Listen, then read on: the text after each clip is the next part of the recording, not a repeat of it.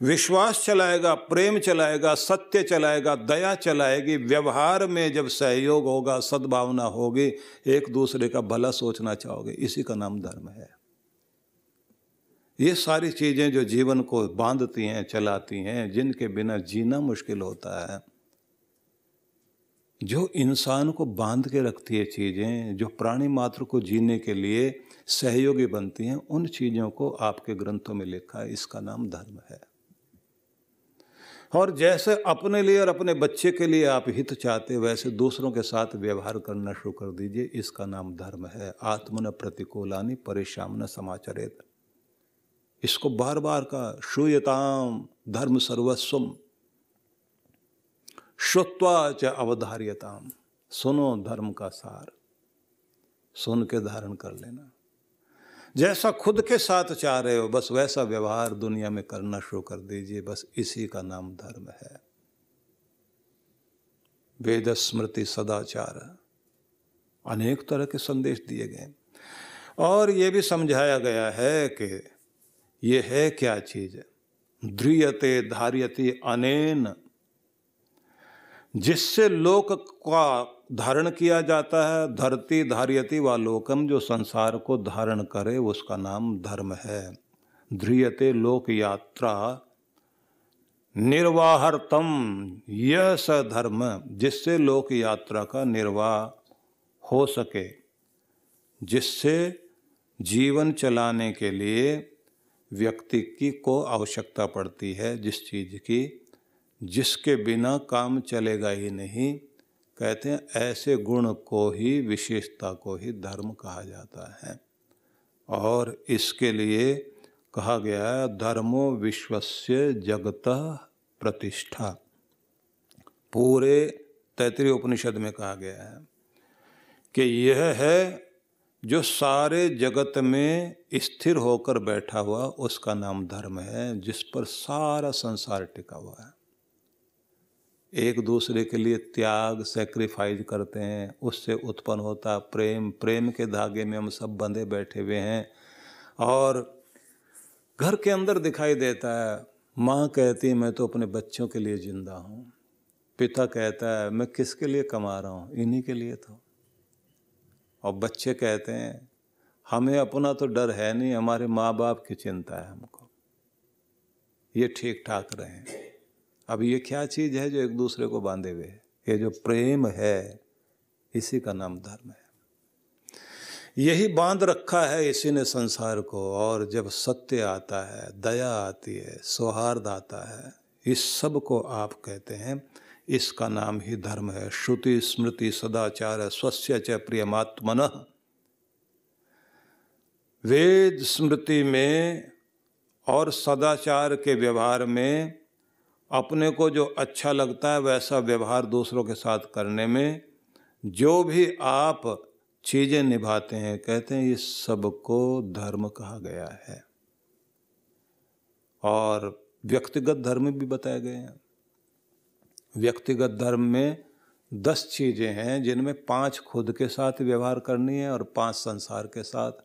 धृति, क्षमा, दमो, स्तेयम, शौचम, इंद्रिय निग्रह, धीर, विद्या, सत्यम, अक्रोधो, दशकम धर्म लक्षणम। इसमें से 5 चीजें वो हैं जो खुद के लिए नियम बनाने। धैर्य रखना खुद के लिए जरूरी है। क्षमा भाव, दूसरों को क्षमा करने वाले बन जाओ। धृति, क्षमा, दम, खुद पर कंट्रोल करना, यह खुद के लिए। स्तेयम, दूसरों के लिए। धृति, क्षमा, दमो, स्तेयम। शौचम, इंद्रिय निग्रह, पवित्रता स्वयं के लिए। इंद्रिय निग्रह, अपने ऊपर कंट्रोल रखो इसलिए कि दूसरों के साथ गलत व्यवहार न कर सको। धीर, विद्या, तो अक्ल ठीक रखना कि दूसरों के साथ गलत व्यवहार ना हो। और विद्या स्वयं के लिए कि जिससे आप उसका लाभ ले सको। सत्यम, सच अपने लिए। अक्रोध, प्रेम सारी दुनिया के लिए। तो ये 10 गुण बताने के बाद कहा गया कि 5 तुम्हारे लिए और 5 संसार के लिए हैं।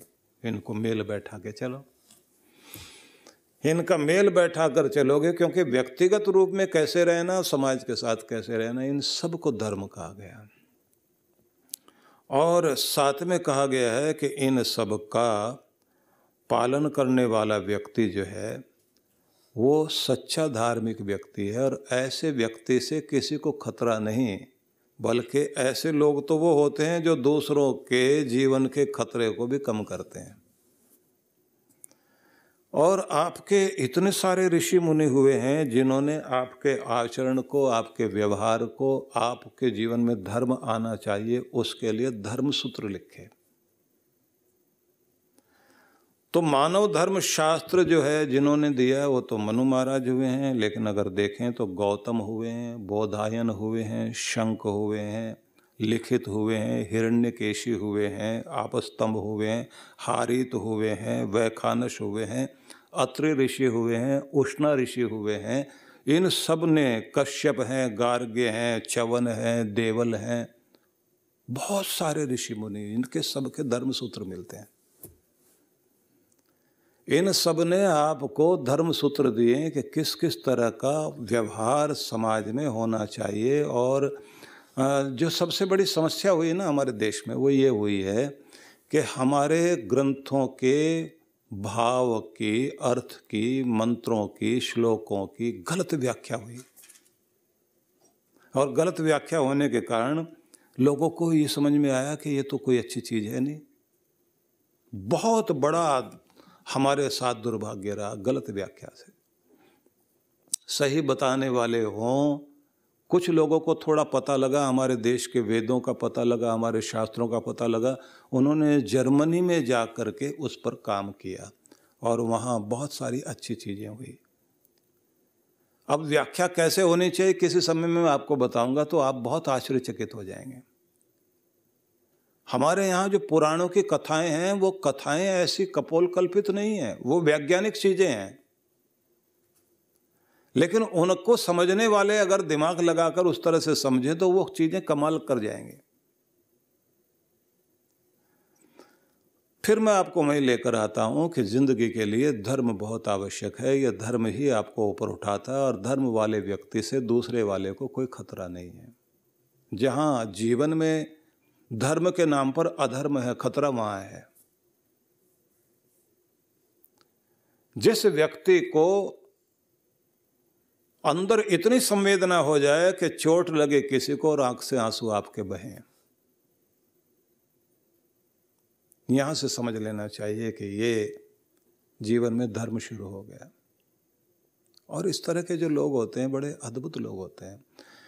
स्वामी रामतीर्थ जो है, जिस समय बहुत बड़े संत हुए, उन्होंने विवेकानंद को सुना था और उसके बाद में उनकी ज़िंदगी बदली। और उन्होंने जो है गुलाम भारत में, दास्ता में जो भारत था उस समय, विदेशों में जा कर के भारत का डंका बजाया और भारत की संस्कृति को देश विदेश में पहुंचाया। उनका नाम था उस समय तीर्थराम। पढ़ने में बहुत अच्छे थे लेकिन गरीबी थी, तो तैयारी अपनी बहुत अच्छी कर रखी थी, लेकिन उनको परीक्षा में बैठने के लिए वहाँ शुल्क जमा कराना था, फीस जमा करनी थी और पैसे थे नहीं पास में। और उस समय के 5 रुपए जो है वो उन्होंने भरने थे। पैसे थे नहीं तो वो चौराहे पर एक कोने में खड़े हुए उदास खड़े हुए थे। तो एक व्यक्ति वहाँ से गुजरे, चंदू हलवाई। उन्होंने पूछा, बेटा क्या बात है,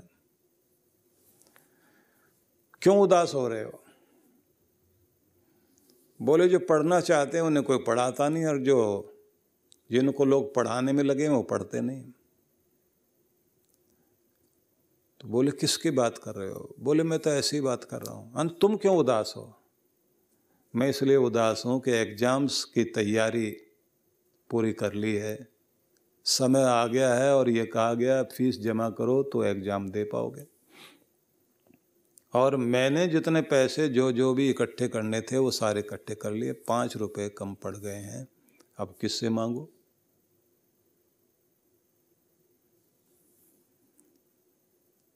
लेकिन मैं ये बता सकता हूँ कि जो कोई मुझे देगा मैं उसके पैसे लौटाऊंगा और आदर से लौटाऊंगा, क्योंकि कर्जा किसी का लेकर के मैं ज़िंदगी में आगे नहीं चलना चाहता। उस व्यक्ति ने बात सुनी, सुनने के बाद कहा ठीक है कोई बात नहीं बेटा, मैं सहयोग करूँगा। और 5 रुपये उसने ला के दिए और कहा कि जाओ अपनी फीस भरो। और वो फर्स्ट डिवीज़न में पास हुए और उसके बाद में पढ़ाई का एग्ज़ाम देने के बाद में वो अपने कॉलेज में पढ़ाने के लिए लग गए और अच्छे पैसे उनको मिलने लग गए।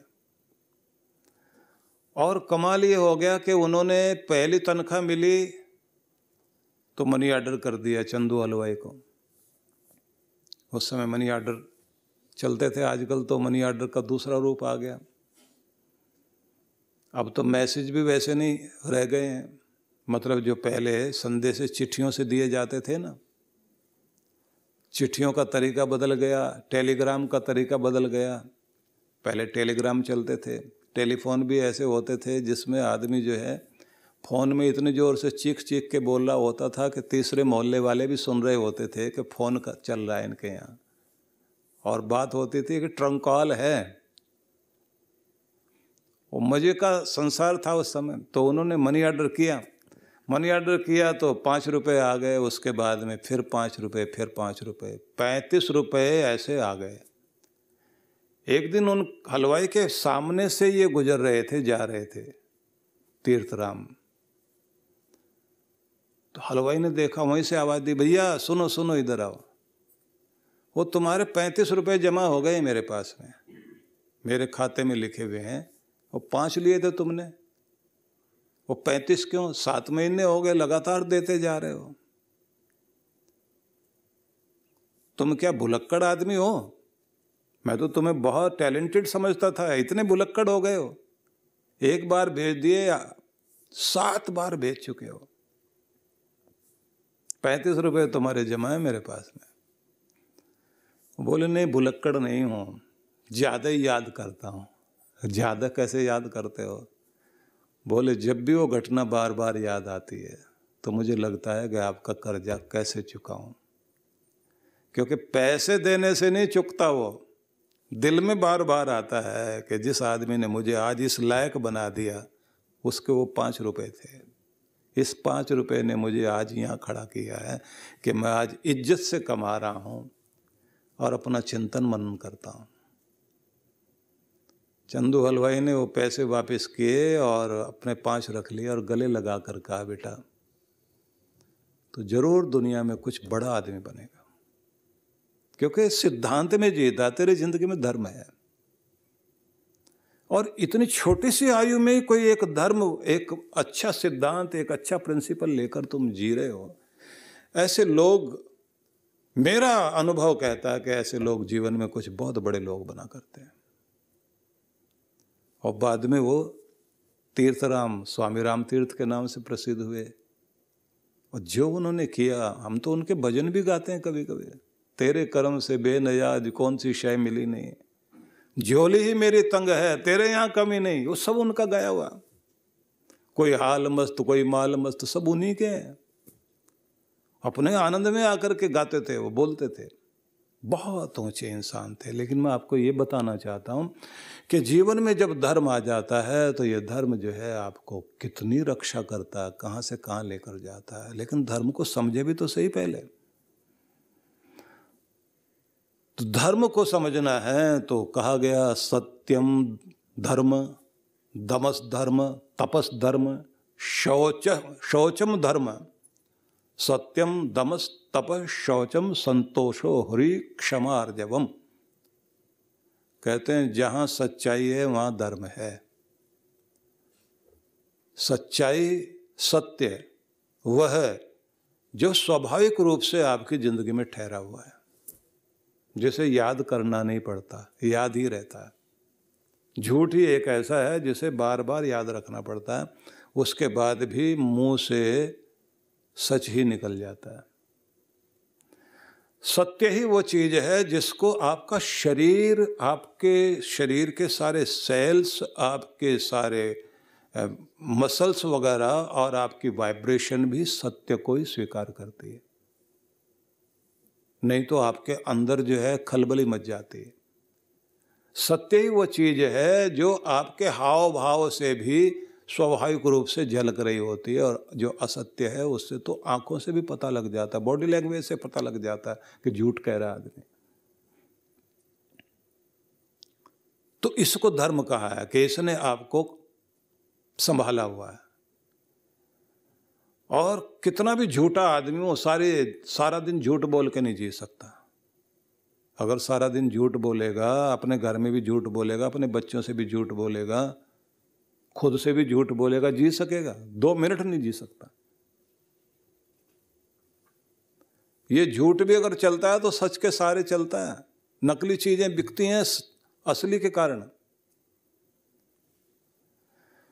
तो पहले कहा गया सत्य, और दूसरी चीज कही गई दम। दम का अर्थ हो गया स्वयं पर नियंत्रण का। ये भी जो आपके पास ब्रेक दिया हुआ ना भगवान ने, इसको धर्म कहा गया है कि आपके अंदर, शरीर के अंदर एक बड़ी कमाल की चीज है जिसको आप कहते हैं ब्रेक, जो आपको कंट्रोल करता है। गुस्सा होने लगे, अंदर से आवाज, अब ज्यादा कर रहे हो तुम, शांत करो, अच्छी बात नहीं है, रोको अपने आप को। वो ब्रेक अपना काम करना शुरू करता है।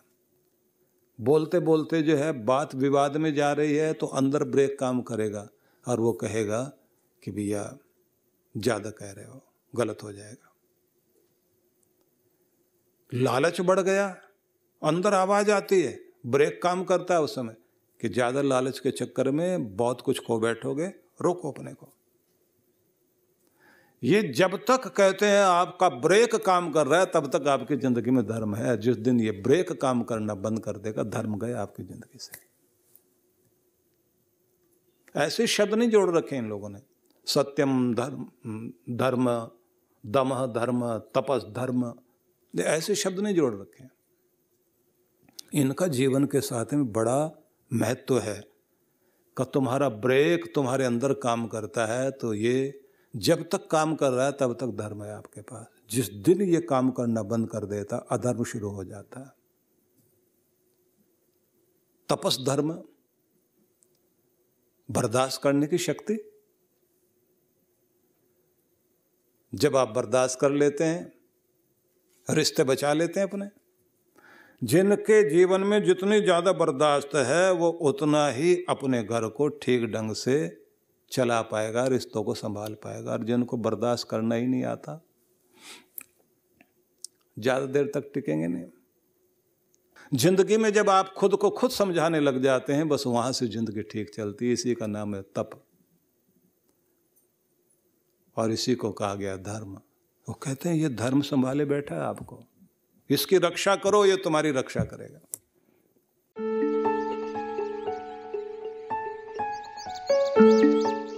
आप सभी भक्तों को मैं ये सूचना देना चाहता हूँ कि जो हर बार जिस प्रकार से हम लोग साधना का कार्यक्रम कराते हैं, और इस बार जो हम लोगों ने हिमालय की साधना के लिए आपको आमंत्रित करना था, तो कोरोना के कारण वो संभव नहीं हो पा रहा, लेकिन फिर भी ऑनलाइन आप लोगों को लाभ देने के लिए आनंद धाम से ही हर दिन आपको ध्यान से जोड़ने के लिए व्यवस्था की जा रही है। सबसे पहले 5 दिवसीय ब्रह्म शक्ति जागरण ध्यान, इसका शुभारंभ होगा। ये 5 दिनों के लिए कार्यक्रम रहेगा। इसका लाभ आपको इस रूप में होगा कि जो शक्ति पूरे ब्रह्मांड को चलाती है, लेकिन हम ही उस शक्ति को नहीं पहचानते और उसका लाभ नहीं ले पाते, तो इसी के लिए ये ध्यान है।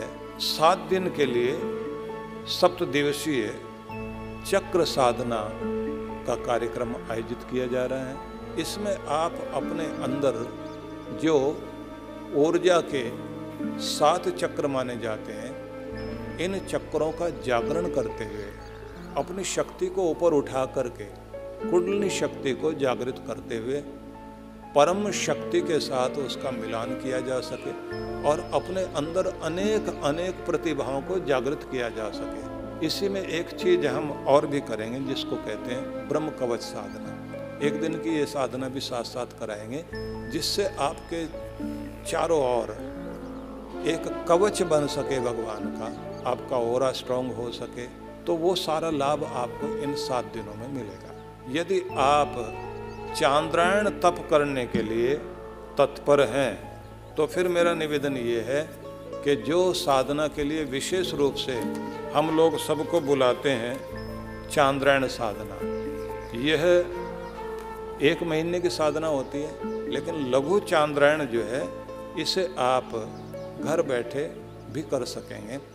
और इस साधना में आप देखेंगे कि आत्मशोधन, स्वर्ग प्राप्ति और पाप विमोचन की जो क्रियाएं हैं, जिससे अंतःकरण की शुद्धि हो सके, पंचभूत और पंचतन मात्राओं की शुद्धि हो सके, उसके लिए जो है ये चांद्रायण तप, अनुष्ठान और यज्ञ इसमें शामिल होता है। लेकिन इसमें आप लोग जो है 7 दिनों तक इसका ध्यान कर सकेंगे। और अगर पूरा लाभ लेना है तो चांद्रायण तो आपका तब निभेगा जब आप एडवांस कोर्स ध्यान का, चक्र साधना वाला और साथ में चांद्रायण तप की साधना भी साथ साथ करें। इसमें साथ साथ में गायत्री साधना को भी जोड़ा जाएगा। तो इसलिए मैं निवेदन करता हूँ कि इस साधना के लिए तैयारी कर लीजिए। तो सभी के लिए बहुत बहुत आशीर्वाद।